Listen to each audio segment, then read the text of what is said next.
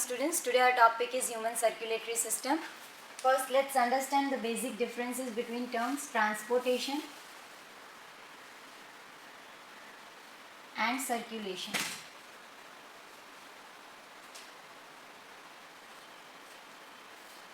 Transportation, when I say something is transported, it means from point A it is taken to point B.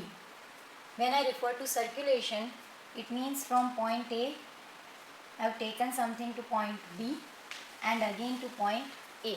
So that is basic difference. Circulation of blood occurs, and in that components like hormones, respiratory gases, etc. are transported. The major component of circulatory system includes blood. It is red in color because of the pigment hemoglobin present in it. Next, blood is also known as fluid connective tissue.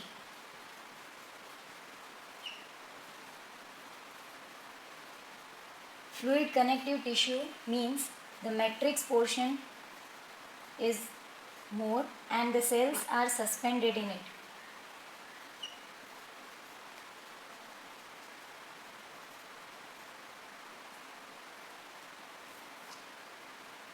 Now, blood composition. Blood contains cellular part and the fluid part, that is plasma. Plasma is involved in transportation of nitrogenous waste, hormones, nutrients, carbon dioxide.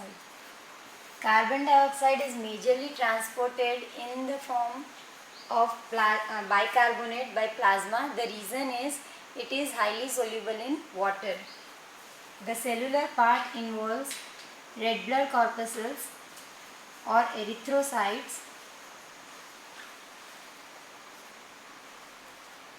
whereby erythro represents red and cytes represents cell. So red cell. White blood cells or leukocytes. Leuko means colorless.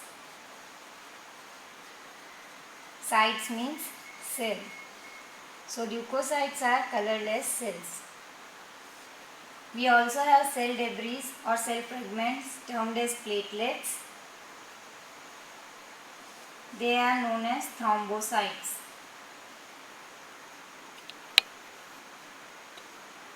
Thrombo word has been derived from protein thrombin. Functions.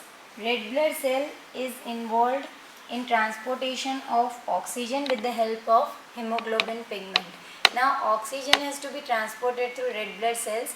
That's why it is not having nucleus. It is anucleated. The reason is hemoglobin pigment, which is required for oxygen transport, is very large in size. So there is no space for nucleus. So the only anucleated cell found in the humans is red blood cell. Next is white blood cell. They can change the shape like amoeba to squeeze through the smaller spaces in the capillaries and can enter the smallest possible site to provide immunity. So they are involved in immunological functions. Platelets are involved in formation of fibrin or say clots, that is to cover the injury or to block the injury from or excess of blood from oozing out. We have fibrin or clot formation with the help of platelets. So that's about blood. Next we'll be studying about blood vessels.